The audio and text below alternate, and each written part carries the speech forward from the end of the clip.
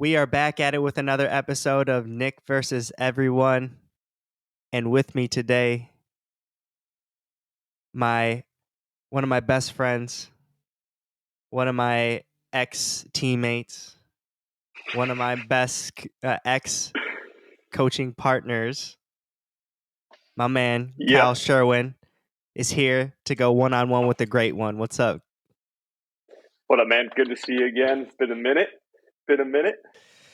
Yeah, man, I haven't been back home in a long time. And when I do go home, it's only for like a week or two. And like, since you moved over to Grand Rapids, I usually don't get out there that much. So we probably haven't seen each other in a couple years, probably, unfortunately. Since you got since you Since got married, I think yeah, was the since I last got time. married, besides that, yeah, and that, when you're getting married and stuff, you don't really have time to just, like, sit down and just freaking chill and hang out. You're always thing to thing to thing to thing. Had the dance floor turned up though. Dude, I was so happy, on the dance floor because obviously, like, we have obviously, everybody that knows. We got Just some moves. facts. We got some moves, and it made me happy because like my little cousins and stuff like that, they saw us dancing, and then like we taught them dance moves, and I saw them later in the night doing the same moves afterwards, and I was just like, passing on game, passing on game. Then you just slide them a DVD of Stomp the Yard. You're like, watch this. Lesson one. This is where you That's start. where it all But began for us. I know, dude. It seems like so long ago. We got deep into it. Like, there's so many things that I look back on now, and I'm just like, why do we do that? And every generation has that. So, for instance, stomp the yard, Yeah. backwards hat, wearing a suit, also a little bit tipped up, all from that movie. Looks stupid looking back on it, but it was a vibe at the Horrible. time. Always doing hat tricks like sliding it off. If that would be on some like sitcom right now of like there's like this kid in the corner like doing hat tricks. They'd be like, what's wrong with that guy? And like we weren't that great at it, so they would just like fall on the ground and we have to like pretend to come pick it up and then like put it back. You're like, that was planned. And then there would always be a girl that would like come over and take your hat and then throw it on the ground, stomp on it, and then try to look cute and like put it on and stuff. Yeah, that was sweet. Brand new hat, crispy, and then a girl would always take it and just like freaking use it as like It's a like accordion and just $40 from lids, like just down the drain. I'm like, can't wear that anymore. Yeah, and the girl is like sweaty, like not you're not attracted to her at all. It's just some random person, and you're just like, "Yep, there goes my hat. Sweet." Looking back, I guess that was the way that girls have game, and to tell you that I like you, which back at the time, didn't realize that at the time. Yeah. Um, I'm like, I'm annoyed by what you just did. Please don't speak to me. My mom just paid $30 for that hat, and now I gotta go explain to her why I need it. Oh, it's like the time my 10-person tent burned down along with Kevin Wilson's, and I had to explain to my dad how that happened. Yes, yes. All right, let's talk about that. That is the funniest thing in the whole entire world. Oh man, we are so stupid. Dude, till this day, I know Kevin has like not told his dad that that's what happened. Oh man. So back in the day, we had a friend. I'll leave the name out just because I don't think he'd care anyway. But back in the day, we used to have these parties, overnight parties, back in a field, super country, right? Um, Ah! yep. And people, there'd be a bonfire out there. It would be what, like a quarter mile away from the next house. So we were pretty like could Oh do yeah. half a mile away from the next house. So we were pretty much could do whatever we wanted back there. Um, at one point, people were like racing trucks for some reason. Not sure why. Not safe. Drunk driving in a field with trees, no big deal. Yep, not a big deal. And so we could pretty much do whatever we wanted back there. Nothing ever really happened like too bad. Like at the time, the group of friends that we had were like pretty good, and we weren't into drugs at all. We didn't drink at all. So Yeah. from my perspective, most of the people there, at least our friends, were sober and completely sober. So it wasn't like we're going out there to do drugs. It was just going out there to hang out, right? And people would sleep in their cars. People would sleep in tents like overnight. It'd be a bonfire, and people would just hang out, play music, have a good time. Um, not wasn't always safe family fun, but it was definitely super fun and super interesting just to hang out with everybody and stuff like that. But we were what, junior? You were a junior, and was I a senior?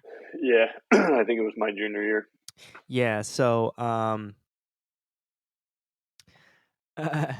you guys brought a tent, right? And everybody brought their tents and stuff like that, and for some reason, you guys didn't sleep in the tent, right? You were just like, "I'm what Well, happened? Why was it there?" so, dude, my parents buy like this. I don't know. It's probably like $300 or $400 tent from like So Costco. expensive. The It's like best. sleeps tent. It has like separate rooms. It's like a fucking plastic house that I bring. I'm like, oh, this will be dope. All my friends can sleep in here. I set it up. It takes like 40 minutes to set up this tent because not a camper, dude. I have a better chance of wearing like eye makeup than I do sleeping outside. Uh, the picture of you and Kevin putting up a tent together with your short tempers. It probably Yeah. actually only took like 10 minutes to set up, but Kevin and I are just like, dude, nothing goes right. Anyways, I get this tent set up and I'm like, dude, I don't want to sleep outside. I'm just gonna leave this here. I'll pick it up tomorrow morning. So I like leave at like, I don't know, like 2, 3 a.m. Everyone's like finishing the party, like cashing out. And then I wake up from a call from the kid who threw the party.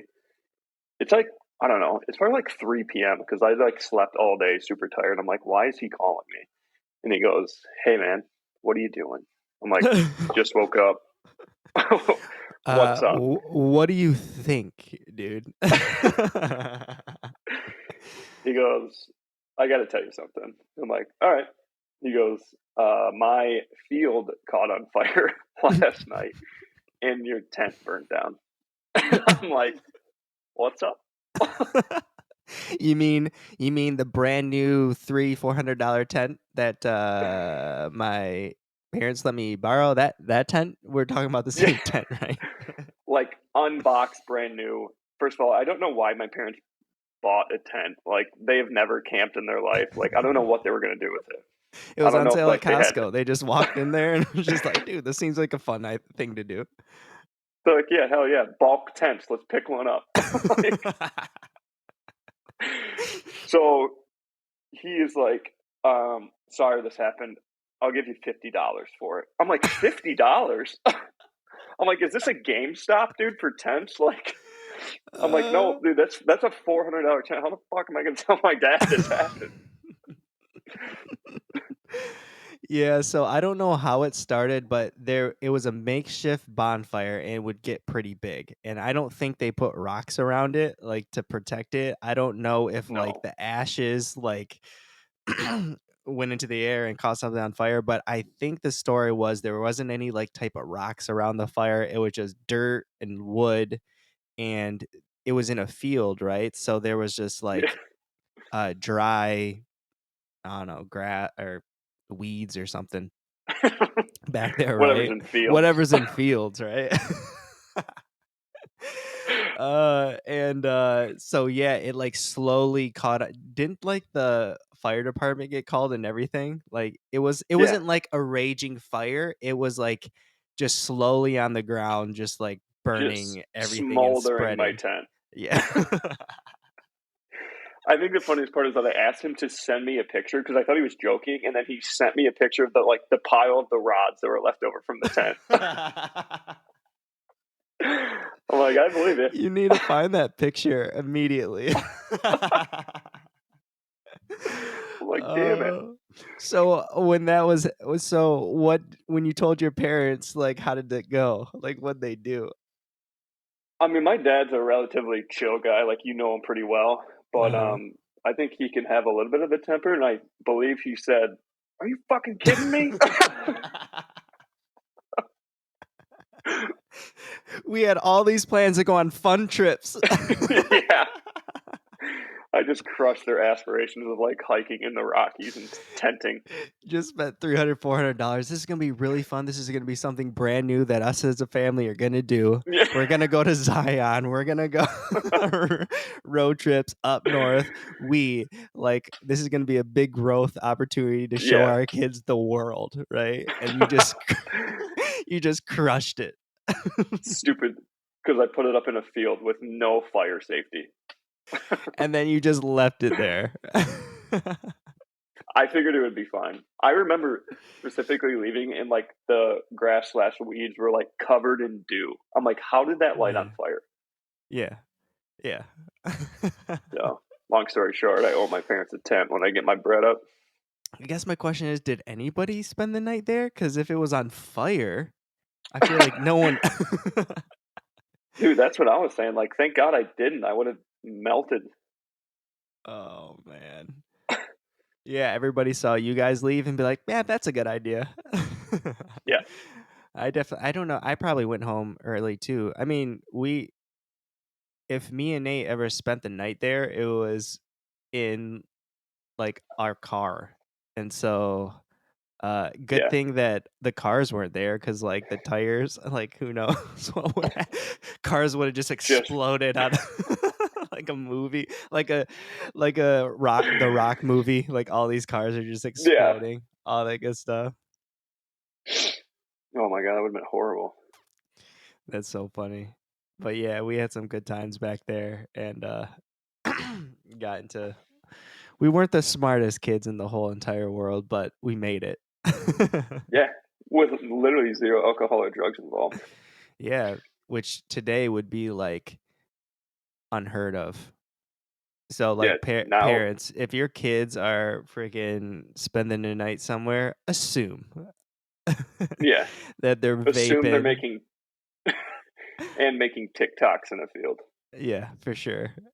They're just The like, funniest thing is when, like, kids are vaping and they're just telling their parents, "It's just flavor in there. There's just flavor. There's nothing in there." yeah, those are flavored chemicals, sweetheart. Your Yeah, lungs are burning. yeah. But yeah, we've come a long way, man. That was I mean, it's kinda crazy to look back at, but, like, 2009, 2010, that was 13 years ago.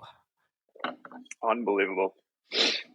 Yeah, and, Now we're now 30 and above. we figured it out, kinda. I mean, we always had high goals.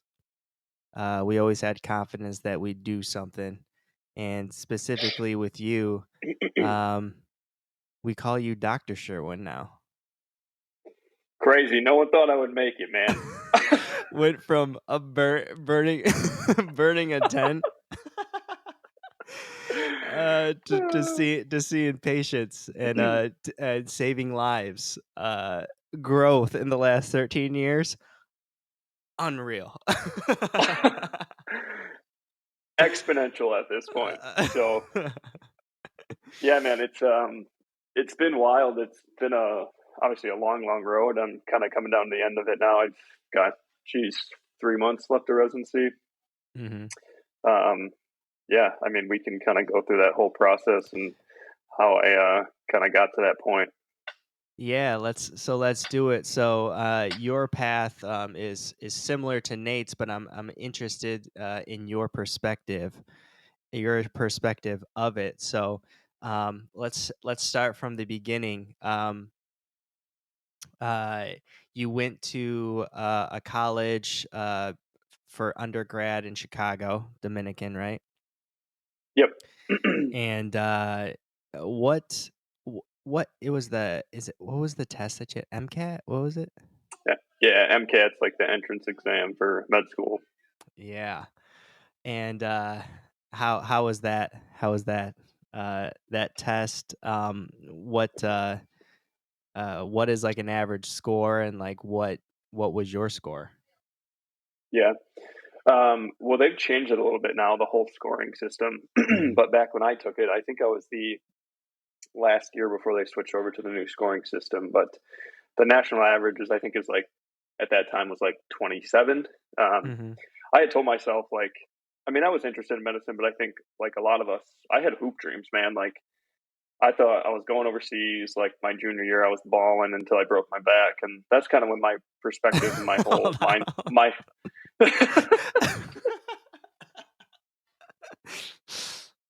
That's like a Mike Tyson meme. Spinal. I broke my back. what part? Spinal. Wait, what do you mean you broke? Where did you break your back? Spinal. Oh, it's so funny. So yeah, sorry. So you broke your back. Just gonna fly over that guy, and so you got injured. You got injured. You were a successful college basketball player, captain of your team. You wanted to go overseas, which some of your teammates, I think, ended up doing. Right. Uh, one, definitely like tried out and played in some like smaller, like lower level leagues, and then Hmm. ended up coming back. But Hmm. I mean, D3 is good basketball. If if you've never watched a D3 game, or anyone who's listened to this, just check one out. There's a lot of skill level in it, and there's a lot of good hoopers across the country in that Are division. arguably more skilled than Division 1. Some Division 1 teams.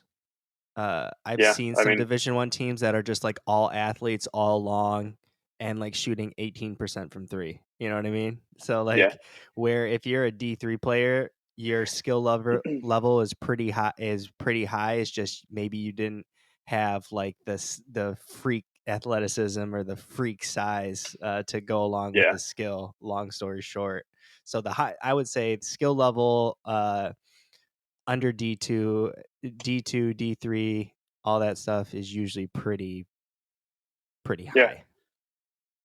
I mean, you look at some of the guys that we know and who we played with, who are phenomenal basketball players, like Mitch Valley and Andrew Patrick. And I don't know if you ever hooped with Jordan Brink, but obviously he hooped out here in Kelvin, was an All American, and he's one of the best basketball players I've ever seen. So Mhm. it's like guys like that who played at that level. Yeah.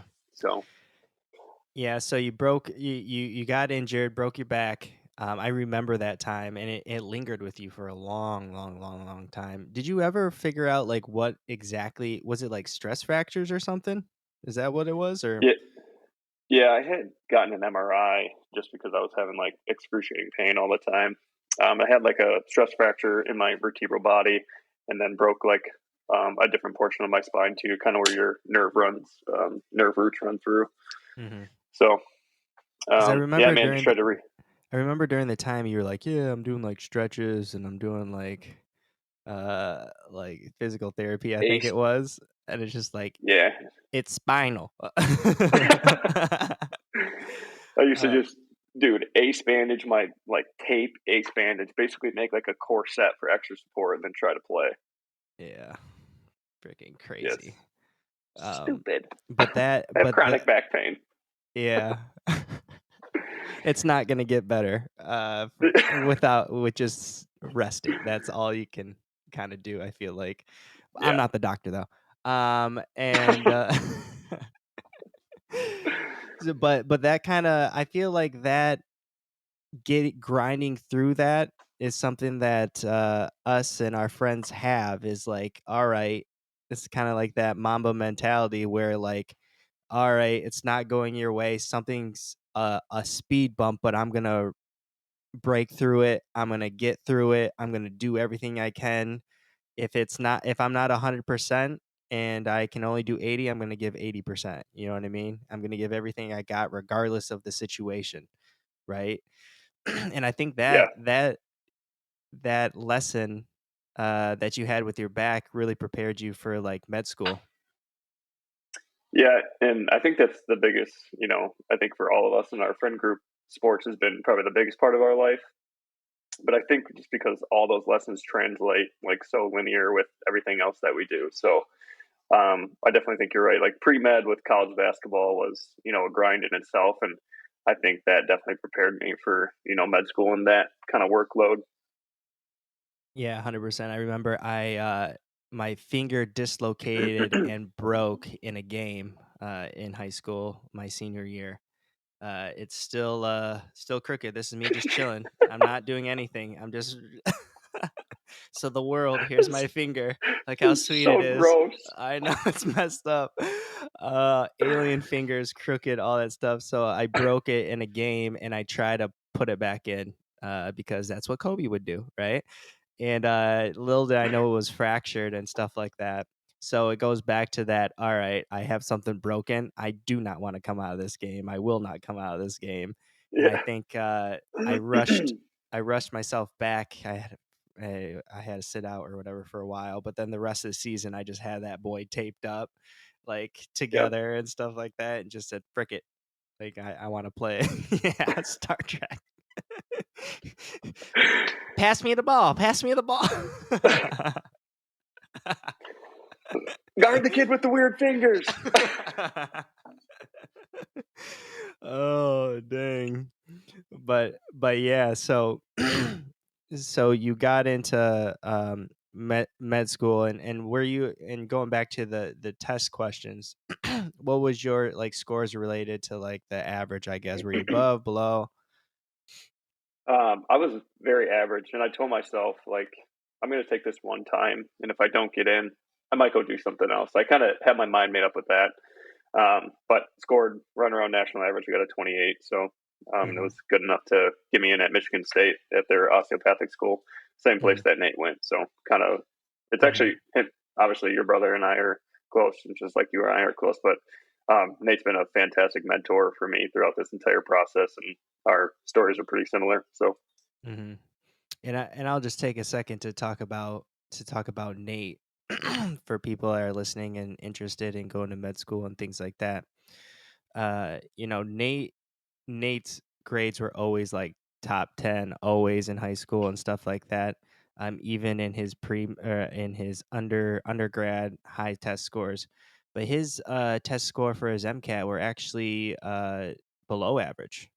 Um, I think, if I can remember this correctly, or it was, I don't know if it was below average, but it was average as well. I yeah. would say. I think I'm talking about his whatever to get into undergrad was lower maybe. But long story short, both of you guys were not like killing the test to get into this med school, right? You Yeah. guys weren't like blowing it out of the water. And but that is not an indication of how successful you can be when you get into med school, because Nate and you excelled way farther than people I'm sure you went to med school with that didn't make it, right?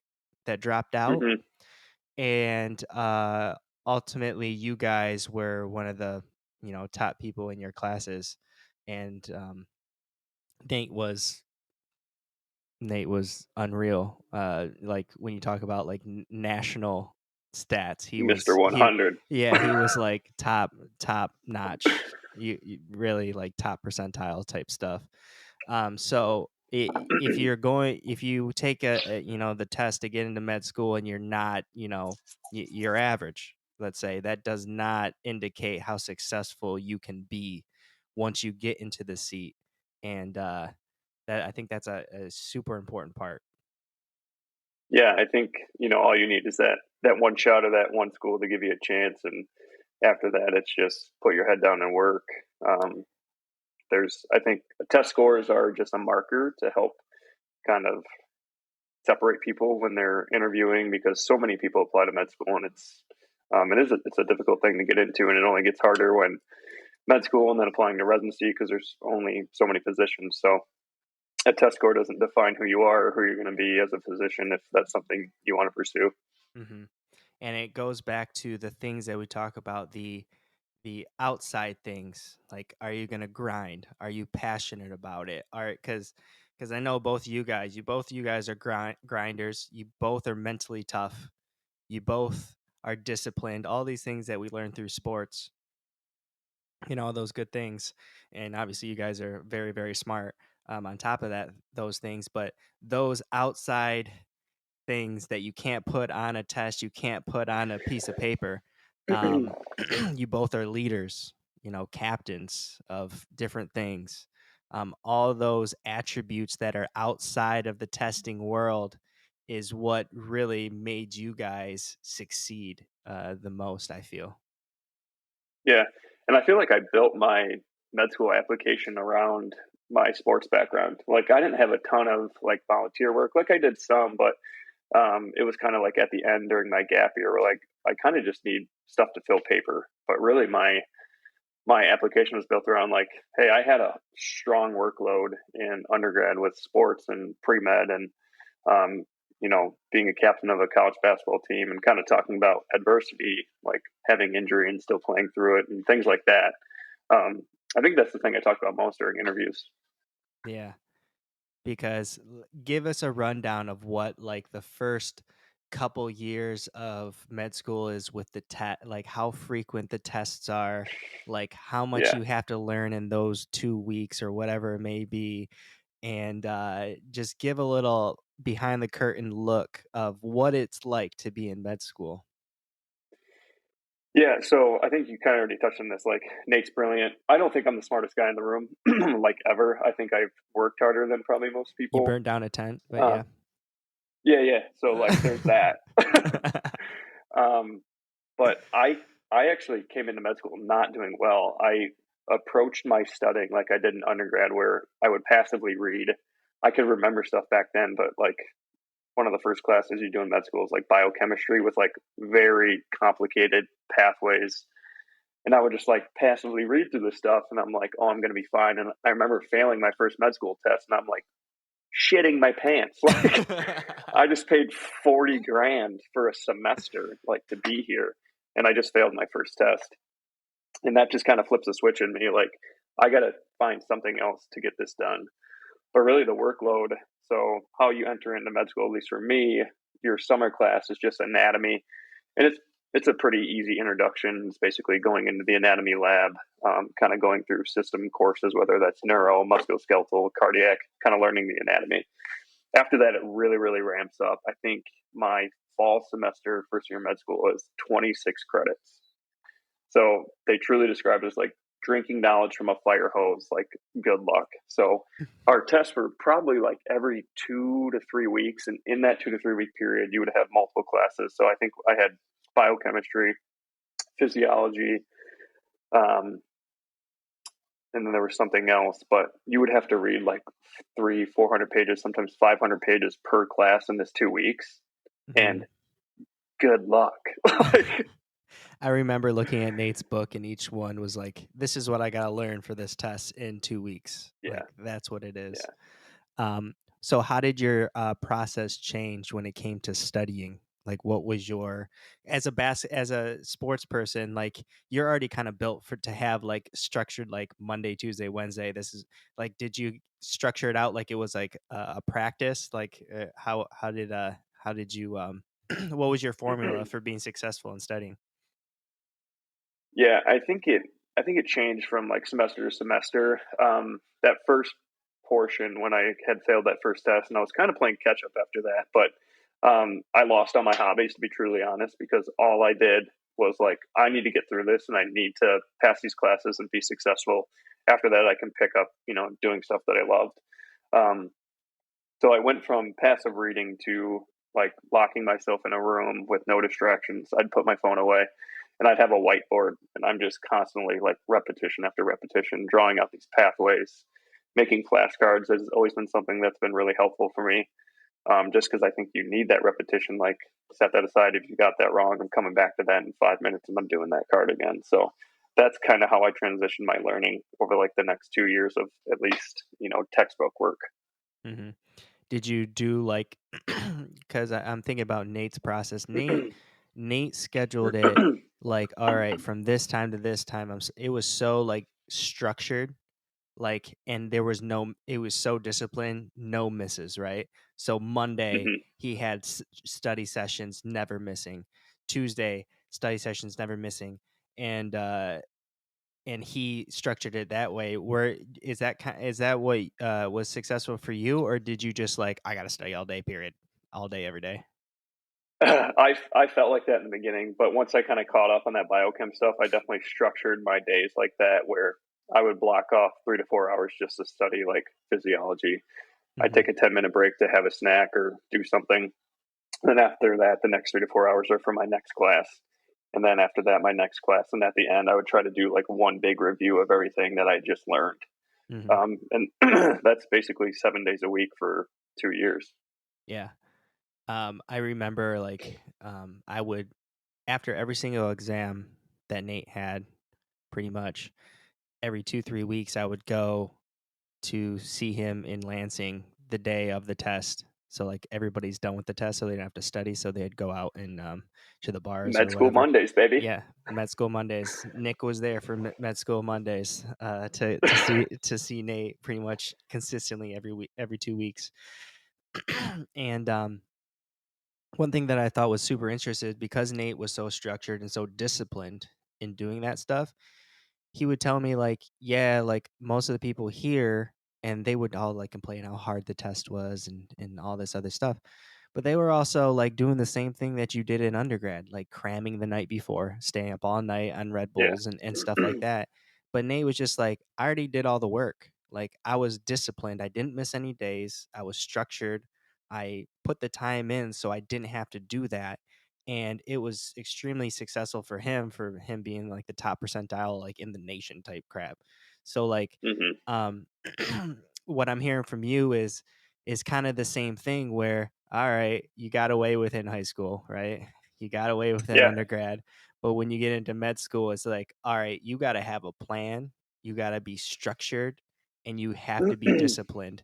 No misses, pretty much. Because if you're starting to play behind, like you did in the first part, like it's It's gonna be hard. you're gonna be miserable. Yeah. And I will say, like, dude, I became like, I guess I've never experienced depression up until that point. Like, I lost, like, I didn't communicate with friends. I didn't go out and work out. I didn't touch a basketball. Like, I didn't do anything but like sit in a room and study. And for, my advice to anyone who would go through this process or do that, I really changed to no matter what, I would take an hour or two out of my day to do something for me. And I think that's really important because you can really drive yourself into a hole like not doing that stuff. Yeah, I remember they had I think they in one of the first sessions in med school they bring in someone to talk about, all right, if you're in a relationship, mm, You're not going to be in a relationship. yeah, like it was like pretty straight honest type stuff. Like if you got stuff in your closet before you go in here and you need to get your stuff in order, long story short. Otherwise it's not going to work out. And Yeah. which if you're in a relationship it can work, but you got to have the right person, right? And I talked to Kevin last episode about it. um uh, is the person helping solving problems, or are they creating problems? And you can't go into something like a mission like you did with someone creating problems. You got to have someone Yeah. that's going to support you and solve problems. And I saw that definitely like with like med school people and stuff like that, that you really have to have all your ducks in a row when you go on this mission of discipline, and they have to be understanding like, all right, med school comes first, I'm sorry, but this is what has to be done to be Hmm. successful, right? And there were so many people that I saw in Nate's class that had the accolades, had the 4.0s going in, had the high test scores going in, all these stuff, didn't make it after, a year. Or they did get it, but after they were done, they didn't get matched. They did, you know what I mean? Mhm. Like they struggle, and you could just see all the tangible things of why it didn't work out for them. They weren't as disciplined. They weren't this. They weren't that. And you and Nate are, I see you guys as like a prime example of, if you really want to be as successful as you possibly can, those are the things that you kind of have to do. So I look up to you guys a lot when it comes to that. Appreciate it, man. Um, yeah, and I think I've always kind of held like that underdog mentality. Kind of going through med school, like um, I was like top fourth quintile in my class, like in the top 25%, but definitely not in the top 10%. So, and I I surrounded myself with people who were brilliant. Like a lot of my friends in med school are at really prestigious programs. They went into like orthopedics. My buddy Cooper is a savant, and so I really surrounded myself with people. And I think you can get caught up comparing yourself with people. Like, dang, I'm not as smart as that guy, or like he really understands the stuff and gets it easy. But that's just another thing where like I motivated myself more, and I think our whole friend group is probably our biggest self critics. But at Hmm. the same time, we surround ourselves with you, Nate, Kev. Like we don't surround ourselves with yes men, and I think we've always kind of pushed each other to be the best. 1000%, 1000%. Yeah. Like in the beginning of med school, everybody's get to know each other, right? You're getting to know each other, and then Yeah. you quickly find out who are the people that are there because their parents made a recommendation to somebody, or they have some political way in, or they're not really about it. Hmm. They're not really about it, and it makes me come up with a thought like, if you're thinking about going to med school, you got to be there for the right reasons, right? Yeah. All that struggle that you talked about, the depression, the no longer doing fun things for a long time, right? And only having 1 hour a day to yourself pretty much. Think about mentally how hard that is. And if you're Yeah. not there and you're not really about it and you're there for the wrong reasons because my parents want me to be there. My the money is sweet. Everybody else is going to think I'm cool. Like if you're there for those reasons, you're not going to be successful. And with me, you, and Nate, and the other people in our friends group, it's just like we're going to be successful. Whatever we have to do, we're going to be successful, right? And Yeah. once again, those things outside of what's on the paper is like so key. I feel. Yeah. Absolutely. But yeah, like once I got through so 2 years of how med school is kind of set up for people that don't know, the first 2 years is basically straight course book work, textbook work, taking exams, things like that. Third and fourth year is kind of set up where you go off to a base hospital or somewhere else and you're doing your clinical rotations, and that's touching on every specialty. So you will do like a month in OB, do a month in internal medicine, do a month in EM and things like that. And that's when you kind of decide like, what do I want to do for the rest of my life?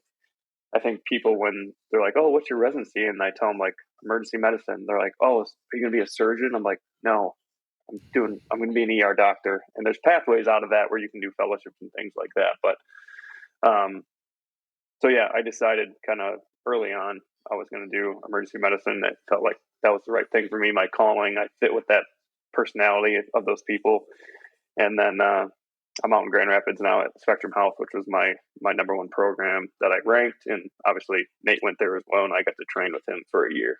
Hmm. Yeah, it's like the first 2 years is like the real grind, and then Yeah, year three is really the hands-on work. Year four, you're just like, all right, you know, I'm pretty locked in. I coasting. feel pretty good. I can do a little bit more, like I can go Yeah. play basketball. I can do some other things. And then after your 4 years, you're officially a doctor, but Woo! but you have to go do your like what do you call it? I know it's like rotations and stuff, but uh what's the next step after those 4 years? Then it's your residency. Yep, residency. And that's where you really get the hands-on, uh Yeah, take what you that's the learned and apply it, right? yeah. the day-to-day training really and the specialty you're going to be doing. There's still off-service rotations that are applicable to your field, like for us as a ER doc or an ER resident, like I go rotate through anesthesia for intubations and we do ICU months because obviously we deal with pretty sick critical people when they roll into the doors of emergency departments. So all Mhm. that stuff, but for the most part, I'm in the ER a lot of the time as my training. Yeah. So that's how long usually is that second step, the residencies? Yeah. For ER is one of the shorter ones. It's 3 years. Mhm. There are still some 4-year programs, but those are more academic centers like University of Michigan and kind of those big university Mhm. training sites. But you can train for as long as you want. Like surgery, general surgery is 5 years. I think neurosurgery is like 7. So Mhm. depending on what you do, the years can kind of be added on. But ER is kind of cool because there's a lot of fellowships, which is basically another year of training in another field where you can get board certified in that as well. So Yeah. out of ER, you can do like sports medicine, you can do EMS, you can do like critical care medicine. So there's a lot of cool pathways out of ER, and I feel like I like my specialty a lot because I feel like I have a pretty broad knowledge base, Mhm. and I feel like I'm very versatile. So Yeah. Um, what, what does I know that, Nate picked ER, emergency med as well because of the structure of work as well. There's a little bit mhm. more, um, work-life balance. Was that, part of the reason why you picked it? Yeah, I think that was definitely huge. Like looking down, the road from this, I never really wanted to be on call and getting called in the hospital at like 2, 3 a.m. Luckily, I will never have to do that. I think the hard part about emergency medicine is that your shifts are always changing because it is truly shift work. So you can work Mhm. like a 7 a.m. shift one day, and then 2 days from that, you're working like a 8 p.m. or 10 p.m. shift. So your Mhm. sleep cycle can kind of get messed up. But I mean, I work 8 hours in the ER, so Yeah. it's it's basically work hard for 8 hours. You get to go home, and your work doesn't follow you. Yeah. That's definitely nice. Yeah. I always think about, you know, a lot of people have this idea of being a doctor, right? It's kind of one of those magical thoughts that everybody has, especially in like the US or anywhere, right? It's like Yeah. being a doctor is like a fairy tale, right? And it sounds sweet, right? But no one really knows, I feel, the nitty gritty of it all, and what it actually takes and what it actually means. Like people are just like, wow, he's a surgeon?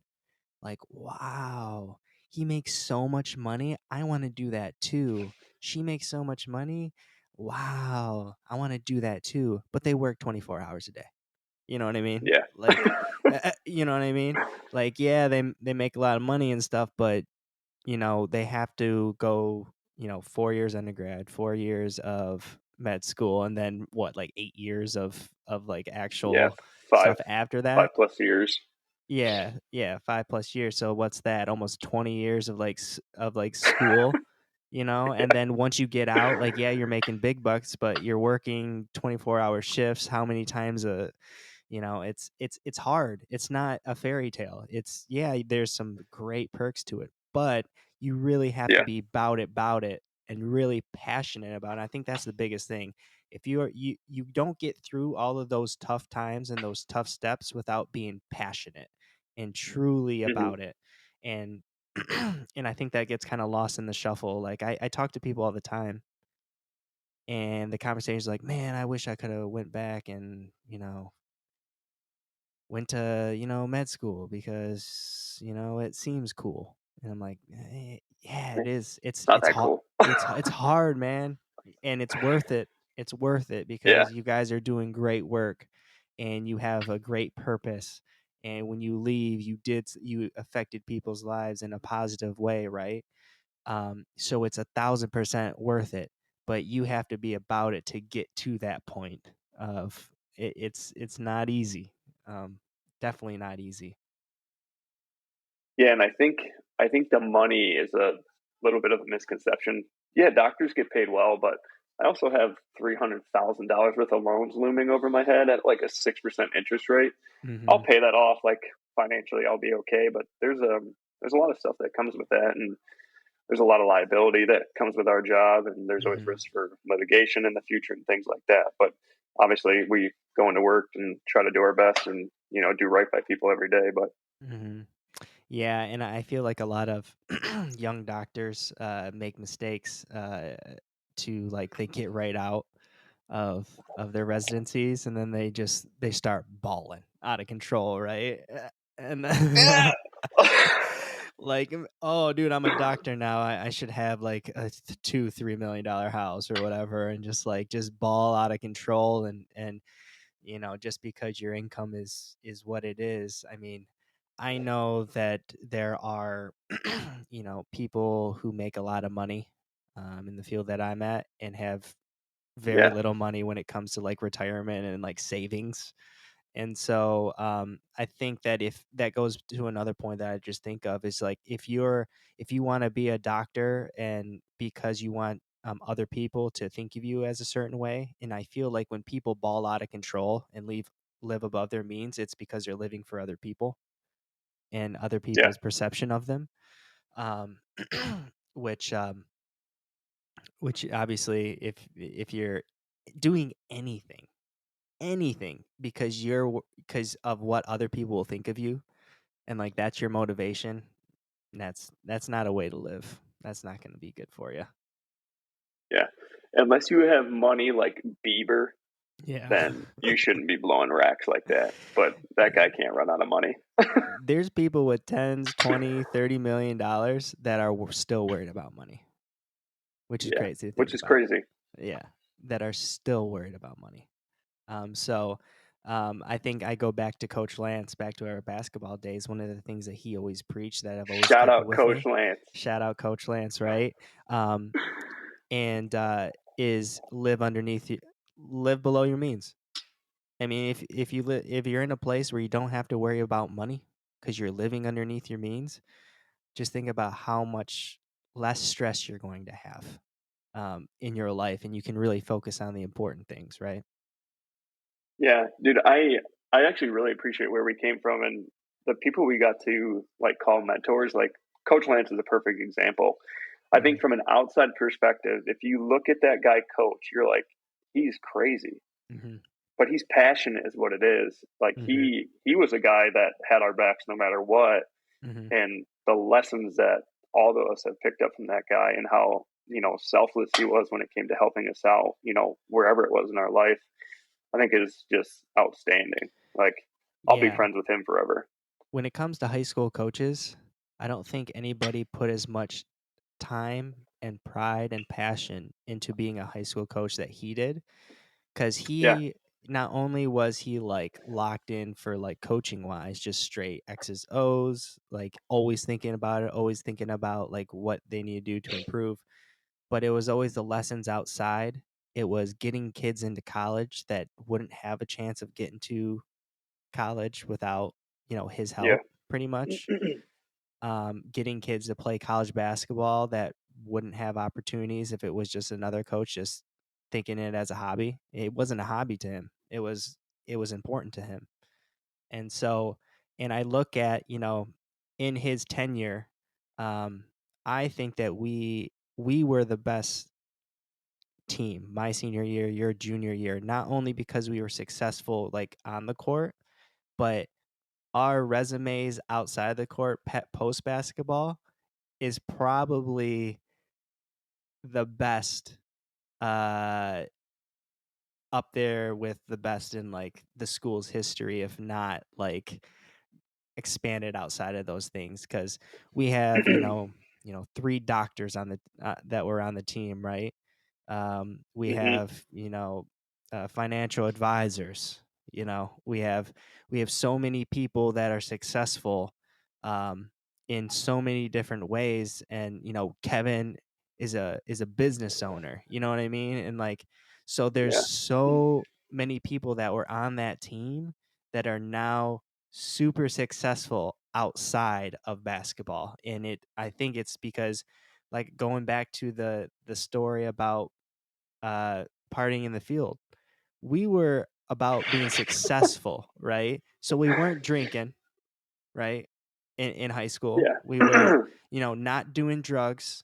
We were, we were we had our goals set on being as successful as we possibly could be, right?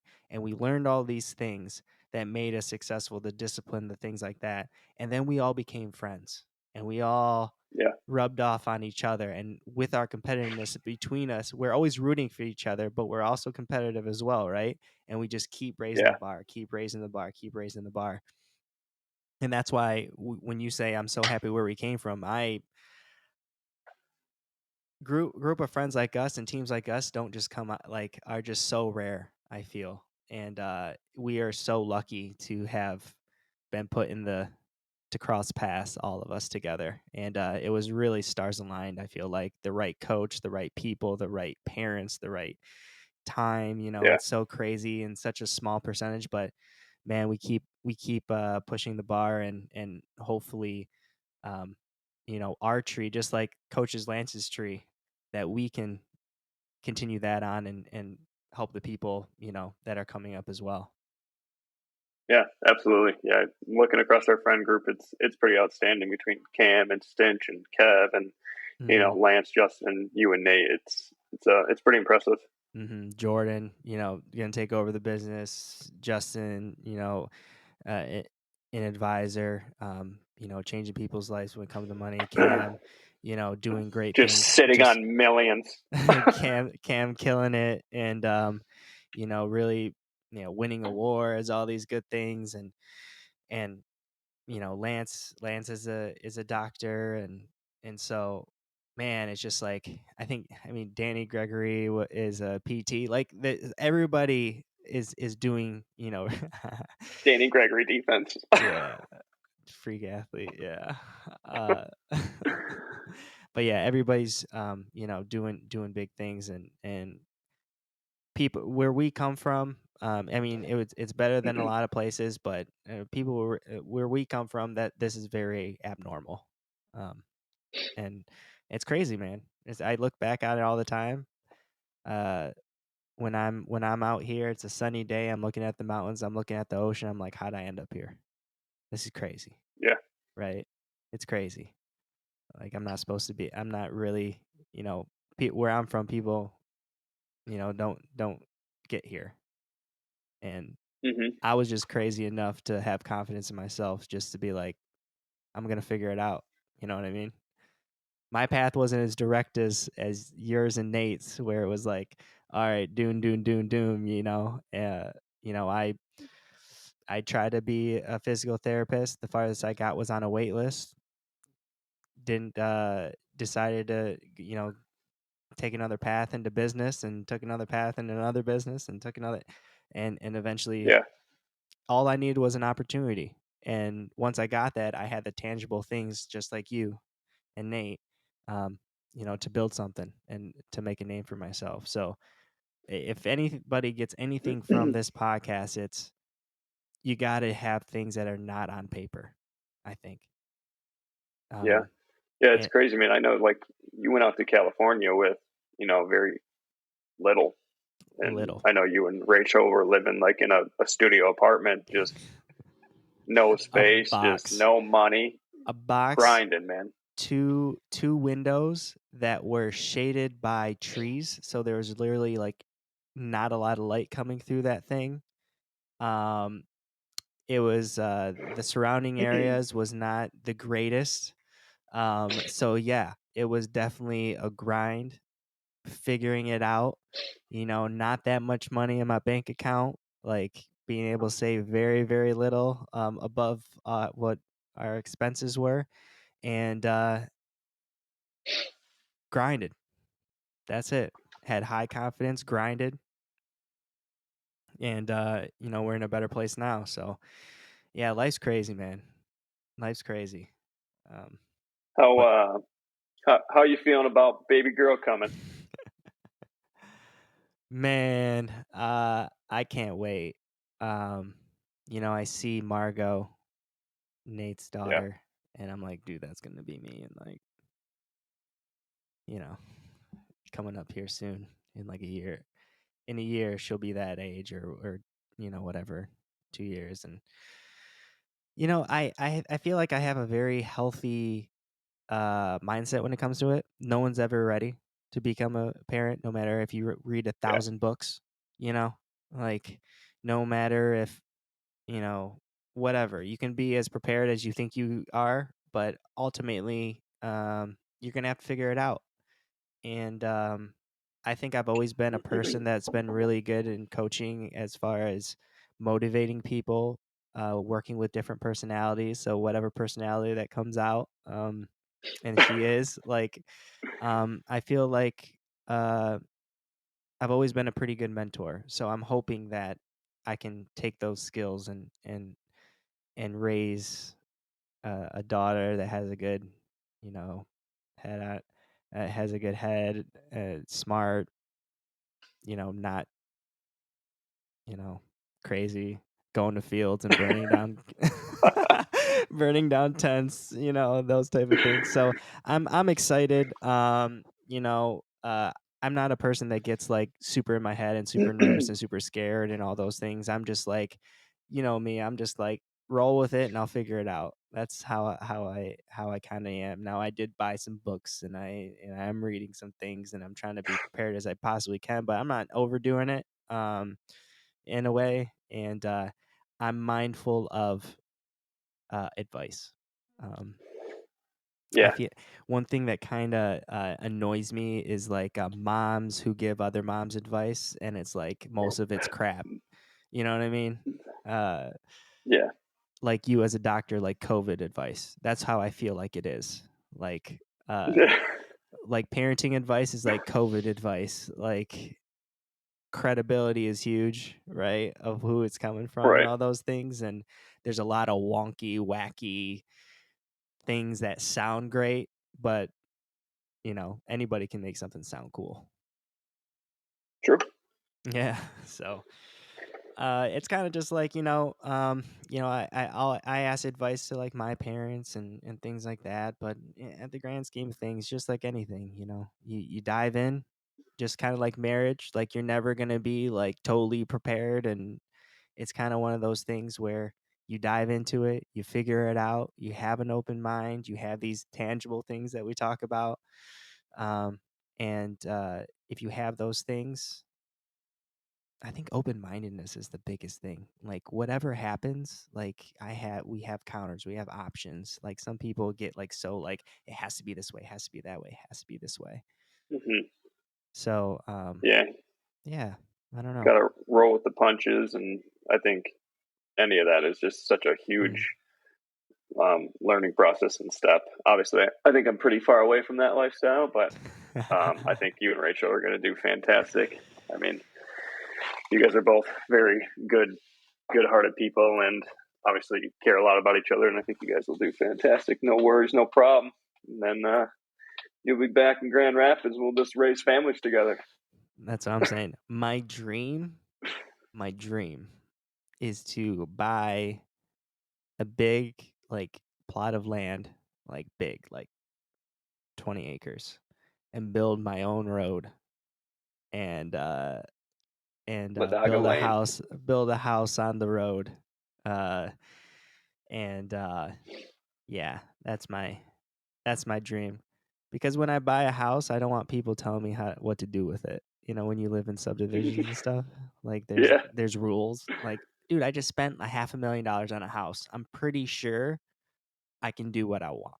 You know what I mean? It's like, and I don't want some Karen telling me that like my freaking garbage bins have been out in front of the yard for too long either. dude, subdivisions are so stupid. I remember my dad had parked his truck in our driveway because he was like working on our garage, and someone complained. They're like, you shouldn't have like a truck advertising stuff in your driveway. My dad's like, it's my vehicle. like shut up. It's so stupid. Like This is I how can't I imagine like ever can waking afford up. my house. So yeah, I can't imagine like waking up and complaining about that stuff. I actually have a hard time wrapping my head around people getting mad about a lot of things, but I don't know. Maybe that's me.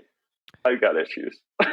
No, I don't see, that's what's crazy. It's like with our friend I feel all of our friend group are the same way. Like we don't care about little stuff like that, but there's a lot of people out there that care about things that don't matter. You know what I mean? Like someone having a car in their front yard just because they don't want to look at it. You know what I mean? It's Yeah, so weird. It's like you have nothing else and you have nothing important else going on, yeah. and that's what you care about. Close your blinds. Right. Close your blinds. It's like the profile is she has the person's there, stay at home mom, kids left the house, literally twiddling her thumbs, looking for something to care about and to have a purpose in life. And her purpose in life is like making sure everybody's following the rules in the subdivision. Yeah. Leave Mark Sherwin alone. He's a saint. I know Mark Sherman's out here grinding, lady. He's actually out here doing something. You know what I mean? That You have a man tore up freaking his shoulders Yorkie. and knees.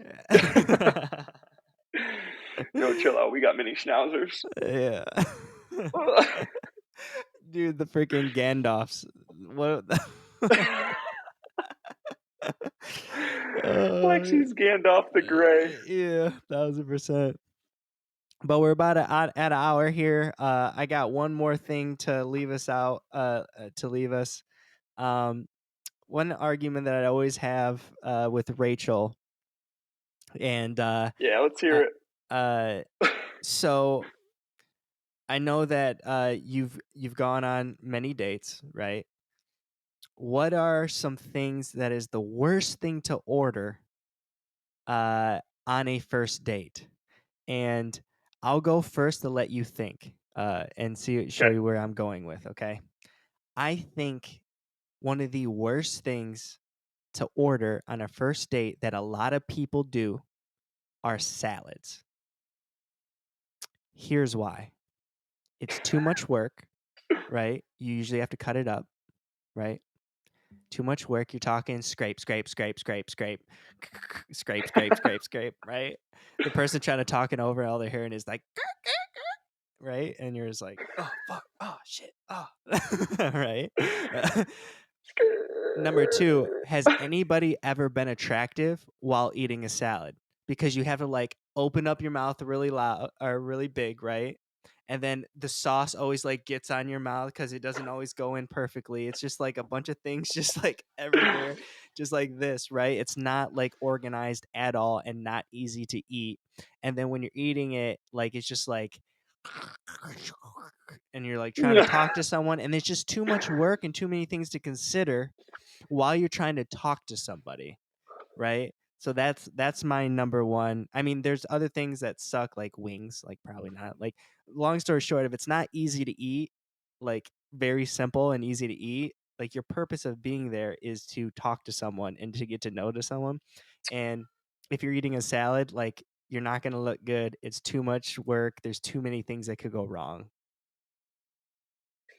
Yeah, that's actually a good choice. You're definitely right. Like you take a forkful and there's like one piece of dangly lettuce and it just slaps Exactly. you with some Caesar right on your cheek. You're just like And you're like, I'm trying to be attractive right now, and I just, I just got power slapped by a freaking by kale. just a piece of iceberg just lays you out. Oh, and also Um, here's another one. One more on top of why not is because salad the next day sucks, right? So, so it's like you're not gonna take it to go, right? And a lot of times when I'm talking to somebody and I'm on like a date or at dinner with someone that I don't know, like I'm talking and I forget to eat. So like I'm oh gonna get a yeah. salad and then I'm gonna be Well, like, yeah, dude, I'm gonna take this to go and never eat it and spend all this money on nothing I'm gonna eat. you're the slowest eater anyways. That's a fact. Yep. Yep. It bothers me. Yeah. Yeah. Yep. It bothers I'll everybody. be Yeah. Yep. I'll be done with burger and fries and you have 7 fries down one bite of your burger. I'm like, what are we doing, Yeah. Yeah. Yep. That's me for sure. man? No, no. Rachel eats faster than me. Yeah. Yeah. I don't know why. Maybe. Yeah, I I mean, it's don't probably know. good for your digestive system. Me, I'm just like I It's inhale not. everything. It's not. I'm just let you know. It's not. So Dude, yeah, like wings and like ribs and like saucy things are definitely horrible. That being said, I've never had like a girl ever order like wings or ribs. Like something that if bothers me is if like, they did, I just want what? some hot wings and some pizza. Yeah. Will you But marry like me? Yeah.